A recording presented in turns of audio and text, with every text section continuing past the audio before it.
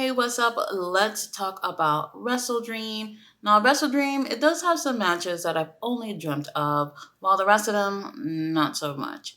Now, the build towards this pay per view has not been so great. Now, certain storylines have been pushed out a little bit more, while others, there's really no story at all. And that's quite alarming since we do have rumors about Tony Khan wanting to have 12 pay per views. In a year with just AEW. Let's not even talk about the three with Ring of Honor. And I do feel like if he is not able to truly have strong builds going into each pay per view, then there's no reason why he needs to add any other pay per views. Matter of fact, I do think he needs to downsize like one or two. He just needs some help building and telling stories going into these pay per views. Now, we do have Wrestle Dream. This is the first Wrestle Dream, and this is in honor of Antonio Inoki, and this will be on the anniversary of his death. So not only AEW fans will be taking a look at this pay per view, but we do have people from Japan and any of Inoki's fans who are going to be watching and wanting to see a solid show. Now the card actually looks great. There are some matches I definitely want to see over others, but as usual, AEW, they knock it out the park with their pay per views. So I do have high hopes for having a really solid show. I just wish the build towards these were better. Now let's talk about predictions for these matches. Guys, let me know down below what you think is going to happen at a Wrestle Dream. So first match is for the Ring of Honor Tag Team Championships. FTR versus Aussie Open. This right here, I honestly not sure where they're going with things. FTR has been having really great matches, and the hype for Aussie Open has definitely died down.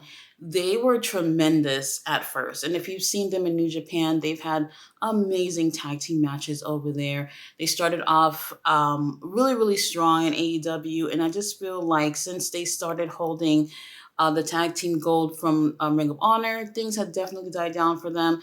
But when it comes to this match, I definitely see FTR retaining. I really wish we could see a little bit more of AEW tag division. I feel like we only get to see them really on Collision only. I don't remember even seeing FTR on on Dynamite or anything. Not since Collision. Every week it just seems like they've been on Collision. Either way, I do think that FTR is going to end up retaining, but I do think that we're going to see something so special between these two teams. Now we have Eddie Kingston versus Katsuyori Shibata. This is going to be very interesting. It just feels pretty random that they put this together. Both these guys are obviously baby faces, and Eddie Kingston is putting both his titles on the line. So the Ring of Honor World title and also the New Japan Openweight title will be on the line as well. And Shibata, he is the pure champion of Ring of Honor, but that title is not on the line. So even if Shibata were to lose, it's not like he's going to lose his title if he were to take that loss. Now, interesting enough, ever since Shibata has won the pure title, he has never lost in singles matches. Now, he has lost in tag team matches or matches. What's the one from Forbidden Door? The four-way that he had. He lost that. But any singles matches, he have not lost any of those. So I know he's going to try to continue to go with that streak that he got going on when it comes to singles competition. But I see Eddie taking the win. Now I know he's all banged up and he has actually canceled all of his indie matches because he wants to focus on defending two titles that he has, which I agree is something that he should do. And I don't see him losing those titles as of yet. I think he'll probably lose the New Japan title before the Ring of Honor title, but I don't see that happening at Wrestle Dream. So Eddie Kingston definitely going to take the win. Now we also have Wheeler Yuta versus Ricky Starks. Now this was added last night on Collision. I mean, not Collision, Dynamite. And I kind of, it wasn't random. No, but I just felt like, oh, okay, another match. Now we have 9 matches on the card, and we didn't even talk about the pre-show, which we don't even have yet. None of those matches announced yet. But I really feel like in terms of this match here, first of all, I'm happy to see both of these guys. They are definitely the future of AEW, the future of pro wrestling. So I'm happy to see these two guys getting at it in the ring. But I do believe that Ricky Starks need this win over Wheeler Yuta, so I'm going with Ricky for the win. Next, we have the TBS title on the line, Chris Statlander versus Julia Hart. Very interesting. We've been having Julia, who has, I don't want to say been killing it, but she's been doing really well. And you can see that she's improved since she started with AEW until now. House of Black being beside her has definitely brought out the best out of Julia. So congrats to her for being successful as of late. But once it comes to the title being on the line, I do not see her taking the win. Now, the road to her getting towards there has been great for her. I have not necessarily enjoyed all the matches in the sense of all her matches these past few weeks have felt the same. I wish they would have switched up some of these endings and some of the things that ended up happening during those matches, but I do feel like her in-ring work has definitely improved. However, Chris Statlander is definitely going to retain. Now, we do have Swerve Strickland versus Hangman Adam Page. The biasness in me wants Swerve to take the win. I really feel like, in terms of both of these guys' careers, I don't think, Swerve, he's only had the tag championships and haven't had any singles gold in AEW. Now, we have Hangman, who had the world title, but if you ask me, I don't know why he had it. There was almost nothing memorable about him being champion during that time. It just seemed like they just handed it to him and hoped for the best, and it just wasn't good. So in a way, I feel like he kind of got snubbed in terms of how his title reign went. I'm not really thoroughly impressed with him or whatever, but I wish things went a little bit better for him in terms of when he had that title. With that being said, I do think that Hangman has a lot to prove for this match. I do think he has a lot of doubters, especially since he's with the elite and everything. People don't like him just for that. And you know what? I'm probably one of them. Now, I personally want to see Swerve take this win. I don't know where the storyline will be going from with there. If I had an idea, maybe I would have had a clearer vision on who should take this win. But me being biased, I want Swerve to win. Next, we have a Fatal 4-Way tag match where the winner of that match will be the number one contenders to the AEW tag titles. So we have Hook and Orange Cassidy versus the Guns versus the Lucha Brothers versus the Young Bucks. Very, very interesting. Right off the bat, I'm taking the Young Bucks off the damn table. They didn't even need to really be in this match. If anything, I could take them being in this match so that they can help with the quality of the in-ring work. But other than that, I don't want to see them win.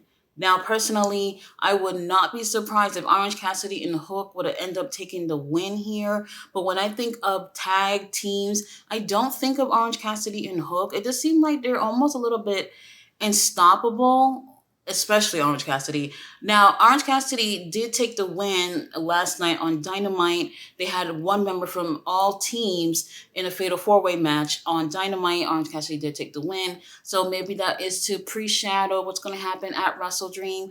I keep thinking that whenever we see Orange Cassidy, they're just going to win regardless. Honestly, I would love to see the Guns take the win.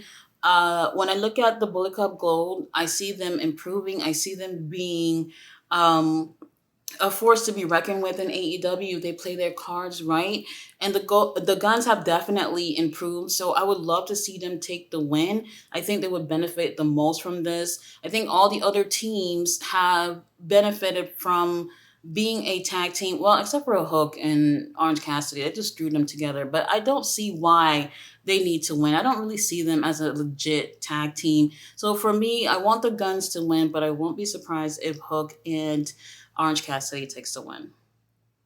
Up next, we have trios. We have the Golden Lovers and Chris Jericho versus Takeshita, Sammy, and Will Ospreay.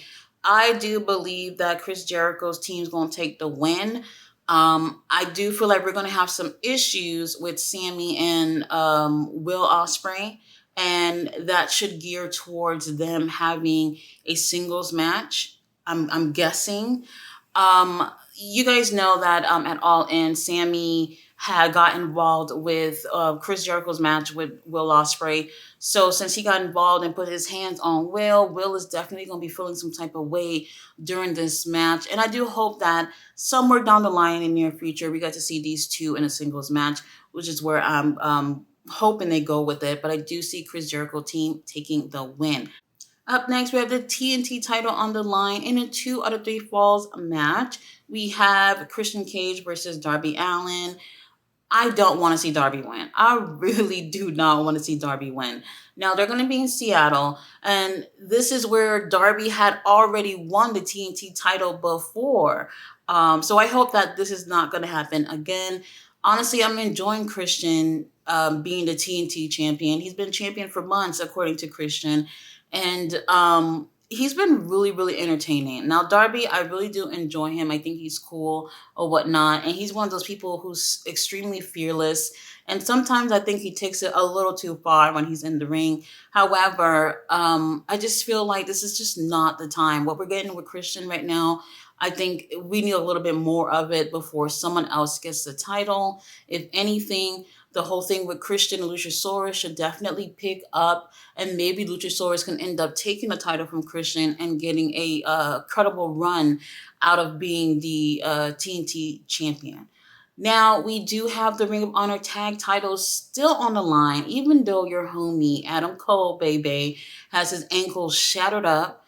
MJF has decided that he's going to take it for the team and go in a handicap match defending the titles against the Righteous. Personally, I do not know why the Righteous is even at this point in terms of getting gold. If you're paying attention to what's going on in Ring of Honor, it really seemed like there were a couple of teams ahead of them that would have been at that spot, but it is what it is. For a really good feel good story, it would be cool to see MJF take the win for the team in this handicap match. And also, I think that would help him get some more cool points as the AEW World Champion. However, in terms of booking here, I really do feel like they need to drop these titles off to a team that is actually in Ring of Honor and that will actually defend it on Ring of Honor. So personally, while the Righteous is not the team that I would have put in this situation, I do believe in order to help Ring of Honor move forward as its own promotion, the Righteous should take the win. And for the main event, well, at least it better be the main event, we have Bryan Danielson versus Zack Sabre Jr. And when I think about Wrestle Dream, when I think about something that I have been dreaming about seeing, it's these two guys together. Now, I've said it before that when it comes to pro wrestling, it can be a sexual experience for some of us. And for me, I love, love, love my favorite style of wrestling, the technical style. These two guys, oh my God, these two are one of my favorites currently in the ring. Like, they just do no wrong in my eyes. I absolutely love both of these guys so much, and I follow their matches a lot because it's something that I wish that we saw more on a weekly basis, this type of style. But anyway, when it comes to who's going to take this win, I personally do not care who will take this win. The real winners is going to be us that's going to be watching these two in the ring. However, I do believe that Zack Sabre Jr. would definitely benefit from saying that he beat Bryan Danielson. Now, this is supposed to be Bryan's last year as an active wrestler. Who knows if that's true or not? However, we want to see him in the ring with people that we've been dreaming for him to be in the ring with, and Zack is definitely one of those guys. Now, I do believe that Bryan is definitely one of those veterans who have no issues putting over younger talent. So I would not be surprised if Zack does take this win. Now, I'm very, very surprised that we have not seen any interactions between these two guys so far. Now, Zack, he is at times on Ring of Honor. And then we have Bryan, who has been on Collision. Interesting enough, Ring of Honor is taped around Collision on Saturday night. So why haven't these two had something backstage or something in the ring, something to give us a little teaser between these guys? I have no freaking clue. But personally, like I said, I do think Zach would definitely benefit with taking a win against Brian. I can see Brian putting him over. If either way, I'm happy with whoever take this win, but kind of hoping a little bit more for Zach. Now, I have high hopes for this pay per view. Tony Khan don't let me down. We don't know what's happening with the pre show as of yet, so we'll get a couple of more matches. But I do feel like overall, we're going to have a pay per view that's going to be really, really solid and worth the $50, if that. Tony Khan, slow it down the pay per views. $50 is definitely like a phone bill, a light bill, something. It's a lot of money. But guys, thanks so much for watching my predictions. Let me know below what you think is going to happen at the pay-per-view. Oh, and I hope we get to find out a little bit more about what happened at Dynamite at the end of the show when Jay White got attacked. We need some more clues.